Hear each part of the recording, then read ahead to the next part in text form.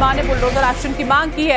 बाकी आरोपियों के घर पर बुलडोजर चले, मां का यह कहना है। जो बाकी आरोपी हैं, देखिए 3 को पकड़ लिया गया था, एक अब भी फरार बताया जा रहा है। कहा जा रहा है मां की ओर से ये मांग कर दी गई है कि जो बाकी आरोपी हैं उनके घरों पर बुलडोजर एक्शन हो।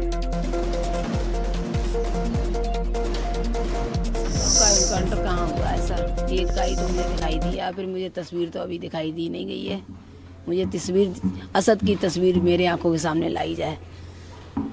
आपने जो मांग की थी एनकाउंटर की, वो तो पूरी कर दी है? हाँ, वो कर दी है, लेकिन मेरे सामने मुझे तसल्ली जब ही होगी जब मुझे तस्वीर दिखाई जाएगी। बाकी उसके परिवार के साथ में लड़के थे उनका भी एनकाउंटर इसी प्रकार होना चाहिए जैसे इसका हुआ। क्यों उनने सबने मिलकर, किसी ने मेरे बच्चे का गले हाथ पकड़े हैं, किसी ने गला पकड़ा है, किसी ने 7 लड़कों ने मिलकर किया है। तो सबका एनकाउंटर इसी तरह होना चाहिए और सबके घरों पे बुलडोजर चलना चाहिए और सभी आरोपियों का एनकाउंटर किया जाए। सूर्या की मां द्वारा ये मांग की जा रही है। देखिए, असद एनकाउंटर पर नवभारत से डीसीपी जायसवाल ने बातचीत की। कहा कि असद ने पुलिस पर गोलियां चलाई थी। एक जो कांस्टेबल है वो भी उसमें जख्मी हुए हैं, जिनका इलाज किया जा रहा है। गत 28 तारीख को एक दुखद घटना हुई थी जिसमें असद नामक युवक के द्वारा सूर्य चौहान को चाकू मार दिया गया था और जिसमें इलाज के दौरान सूर्य चौहान का देहांत हो गया था। उनके परिजनों के द्वारा दी गई तहरीर के आधार पर थाना खोड़ा में सुसंगत धाराओं में मुकदमा पंजीकृत किया गया था और 5 अभियुक्तों को आरोपी बनाया गया था। इसमें 3 अभियुक्तों की गिरफ्तारी तत्काल पुलिस के द्वारा कर ली गई थी और शेष अभियुक्त शेष थे, जिसमें से मुख्य आरोपी असद फरार था और उसके ऊपर पुलिस टीम के द्वारा 50,000 रुपये पुरस्कार की घोषणा भी की गई थी। आज पुलिस टीम को यह सूचना प्राप्त हुई थी कि असद अपने कुछ साथियों से मिलने थाना खोड़ा क्षेत्र में आने वाला है और उनसे पैसे लेकर के वो भागने की फिराक में था। पुलिस टीम के द्वारा तत्काल कार्रवाई करते हुए इस पूरे क्षेत्र में कॉम्बिंग की जा रही थी। एसीपी इंदिरापुरम और थाना खोड़ा और थाना इंदिरापुरम की पूरी टीम इस क्षेत्र में मुस्तैद थी।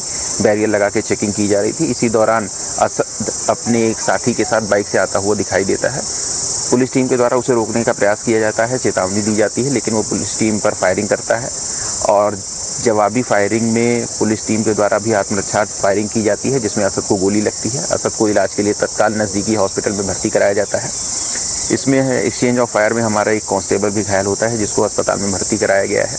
मौके का फ़ायदा उठा करके जो असद का दूसरा साथी है वो भागने में कामयाब होता है। असद ने जिस पिस्टल से फायरिंग की थी उसको पुलिस द्वारा बरामद किया गया है और एक बाइक भी बरामद की गई है। संपूर्ण घटनाक्रम की विधिवत जांच करके अग्रिम विधिक कार्रवाई की जा रही है। और जहां एनकाउंटर हुआ वहां पर हमारे सहयोगी मोहित ओम इस वक्त पहुंच चुके हैं, ग्राउंड जीरो पर मौजूद हैं। मोहित, बताएं जरा, दिखाएं जरा कहां पर इस पूरी कार्रवाई को अंजाम दिया गया।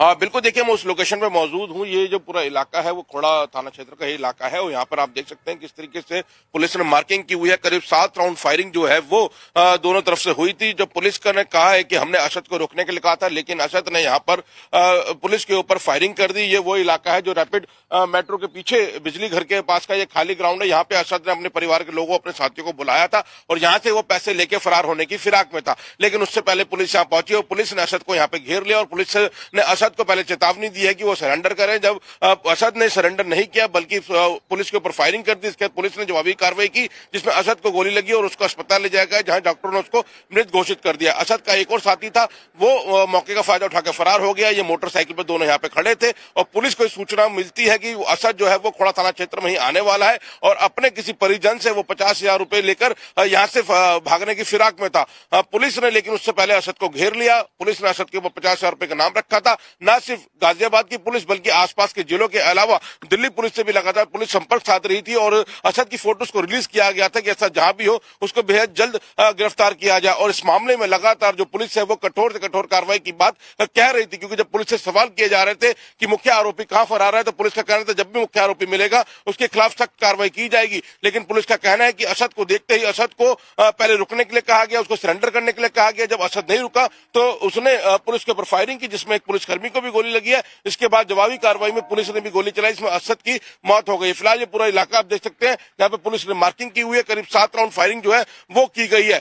इस पूरी जो पुलिस की कार्रवाई हुई है उसके बाद परिवार को कहीं ना कहीं जरूर संतोष है कि मुख्य आरोपी जिसने सूर्या को अपने घर बुलाया था और उसके बाद उसको ये कह के चाकू मार दिया, क्या उसने कभी बकरा हलाल होते हुए देखा है? उसके बाद कहीं ना कहीं परिवार को जरूर संतोष है, लेकिन परिवार का ये कहना है कि जो अन्य आरोपी हैं उनके साथ भी इसी तरीके की पुलिस कार्रवाई करे, क्योंकि शुरू से ही पुलिस का जो आरोपी थे उनका ये कह रहे थे कि हमें इस सरकार पर विश्वास है कि हमारे साथ जो हुआ है उसके बाद पुलिस जो है वो इस मामले में कठोर कार्रवाई करेगी। और जब आज सुबह ये कार्रवाई की बात सामने आई है तो परिवार कहीं ना कहीं थोड़ा संतोष उनमें जरूर है, लेकिन अन्य आरोपियों के खिलाफ भी ऐसी कार्रवाई की वो मांग कर रहे हैं। बिल्कुल, यहाँ पर सूर्या की मां का अभी बयान देखिए मोहित, सामने आया। उनका ये कहना है कि बुलडोजर एक्शन तो होना ही चाहिए, घरों को पूरी तरह से जमींदोज किया जाए, लेकिन ये जो बाकी आरोपी हैं उनके साथ भी इसी तरह का सलूक हो।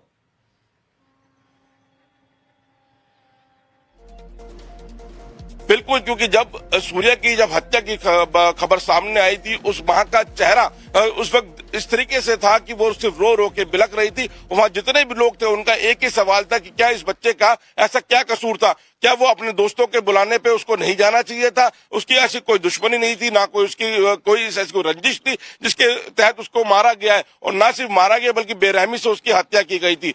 लगातार पुलिस के ऊपर सवाल जरूर खड़े हो रहे थे कि मुख्य आरोपी कहाँ फरार हो गया इस पूरी वारदात को अंजाम देने के बाद। पुलिस लगातार यह आश्वासन दे रही थी कि जब भी आरोपी पकड़ा जाएगा तो उसके खिलाफ कठोर से कठोर कार्रवाई की जाएगी, और ये कार्रवाई जो है वो कहीं ना कहीं नजीर पेश करती है उन आरोपियों के लिए जो एक मानसिकता के साथ इस तरीके का अपराध को अंजाम देते हैं। और ये असद कहां फरार चल रहा था, किसने शय दी हुई थी, ये भी अपने आप में सवाल है। जो वो व्यक्ति, जो दोस्त उसका फरार हो गया, जिसने सूर्या को मौत के घाट उतारा था, वो तमाम लड़के जो वहां पर मौजूद थे, शय कौन दिए हुआ था, ये भी अपने आप में सवाल है मोहित।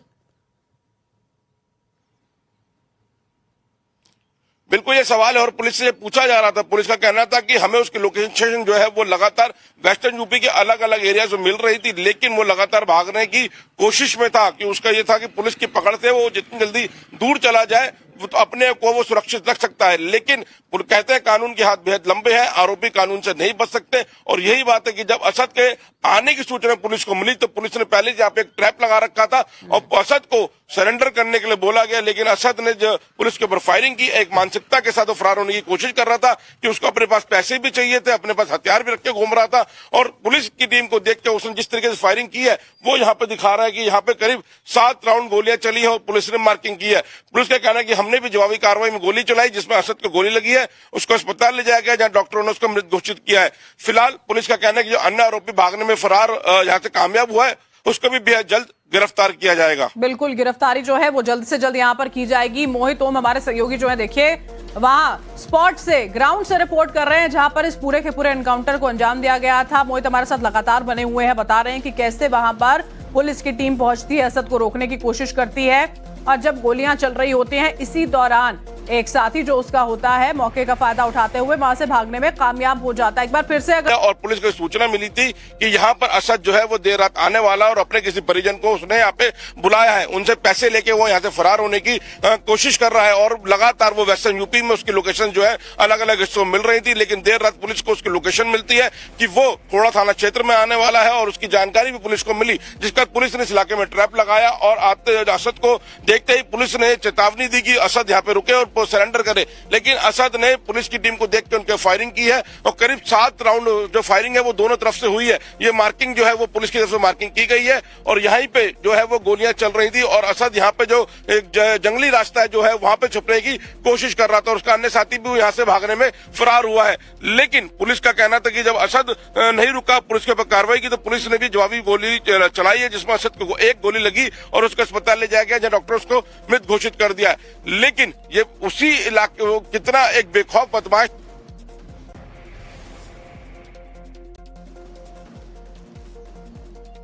देखिए, इसके बारे में पुलिस का एक में ढेर हो जाता है। एनकाउंटर कैसे हुआ समझिए, हत्या करने के बाद असद जो है वो इधर उधर भागता फिर रहा था बचता हुआ। पुलिस को असद के बारे में गुप्त सूचना मिली थी और गाजियाबाद पुलिस ने इसके बाद कॉम्बिंग ऑपरेशन शुरू कर दिया। वसुंधरा इलाके में पुलिस ने असद को भागते हुए देखा था, वहां पकड़ा। पुलिस ने असद को रोकने के लिए चेतावनी दी थी और फिर असद ने रुकने की बजाय पुलिस पर फायरिंग शुरू कर दी। पुलिस ने भी जवाबी कार्रवाई की, असद पर गोलियां चलाई गई। इस बीच में एनकाउंटर में असद को पुलिस की गोली लगी। गोली लगने के बाद पुलिस असद को अस्पताल में ले गई थी। अस्पताल में देखिए घायल असद को वहां पर बचाया नहीं जा सका।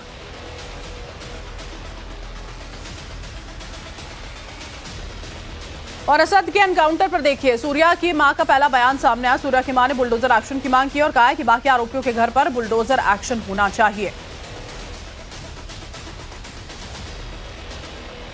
कहाँ हुआ है सर? एक का ही तो मुझे दिखाई दिया, फिर मुझे तस्वीर तो अभी दिखाई दी नहीं गई है। मुझे तस्वीर, असद की तस्वीर मेरे आंखों के सामने लाई जाए। आपने जो मांग की थी एनकाउंटर की वो तो पूरी कर दी है? हाँ वो कर दिया, लेकिन मेरे सामने मुझे तसल्ली जब ही होगी जब मुझे तस्वीर दिखाई जाएगी। आइए ठीक है, मुझे तस्वीर देख लेंगे तभी मुझे तसल्ली आएगी।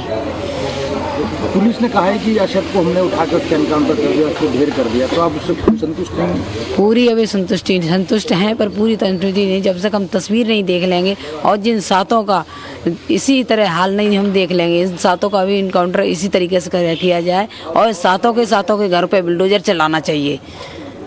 आप लोग आज मुख्यमंत्री योगी आदित्यनाथ से मिलने जा रहे हैं, तो कौन हो जाएगा, कितने बजे आप लोग जाएंगे? अभी टाइम कोई फिक्स नहीं है, पर हाँ जाएंगे, जब जाएंगे तब बता देंगे। तो अब आप क्या चाहते हैं आगे की मांग क्या है आपकी? मांग हमारी जो है वही मांगे हैं, मांगे हमारी पूरी रहेंगी। सातों का इनकाउंटर करना चाहिए और सातों के मकानों पर बुलडोजर चलना चाहिए।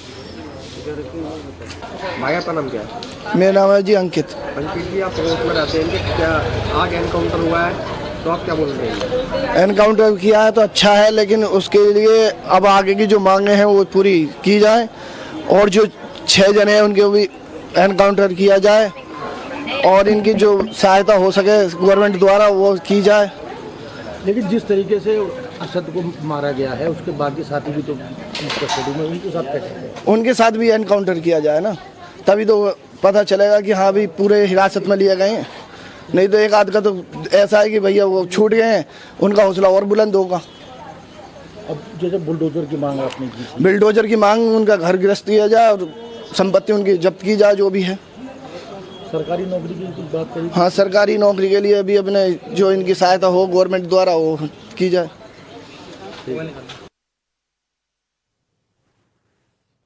तो देखिए यहाँ पर मांग की जा रही है परिवार द्वारा कि बुलडोजर एक्शन जो है वो किया जाना चाहिए। और वहाँ के जो तमाम लोग हैं देखिए रहने वाले, वो बता रहे थे सूर्या के बारे में कि वो अपने काम से काम रखता था, परिवार में रहता था। ठीक है, दोस्तों से मुलाकात होती थी, लेकिन इस तरह की प्रवृत्ति नहीं थी।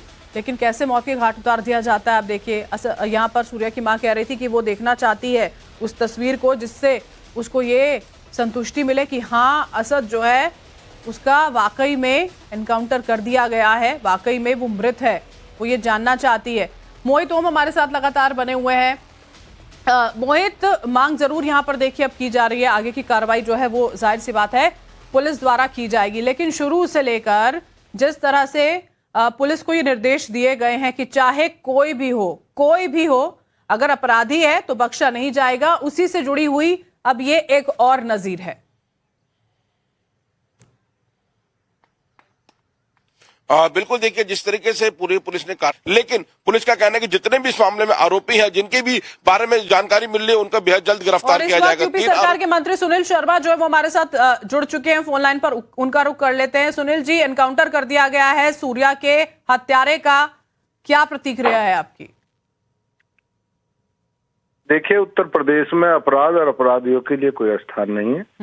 जो कानून का सम्मान नहीं करेगा, अरशद ने सूर्या की हत्या की थी, पुलिस उसकी तलाश कर रही थी। अच्छा होता कि पुलिस के सामने आके सरेंडर करता, बजाय इसके उसने पुलिस पर हमला किया तो जवाबी कार्रवाई में वो मारा गया। अभी यहाँ पर जो पूरा परिवार है उनकी ओर से ये मांग की जा रही है कि बुलडोजर एक्शन भी हो और बाकी जो आरोपी हैं उनको भी इसी तरह से पकड़ा जाए।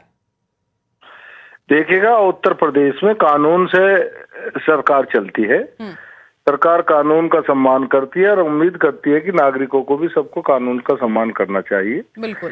यदि कोई कानून का उल्लंघन करता है तो उस पर कानून सम्मत कार्रवाई करती है। बिल्कुल, विधि सम्मत सभी कार्रवाई होंगी जो कानून इसमें अपेक्षित है।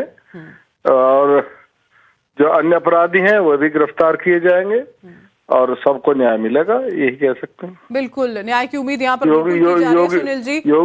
जी जी लेकिन योगी आदित्यनाथ जी के राज्य में उत्तर प्रदेश में अपराधियों को के लिए जीरो टॉलरेंस है, उनके लिए कोई नरमी का वो नहीं है हमारे यहाँ। जिसने भी अपराध किया है उसको सजा मिलेगी। अच्छा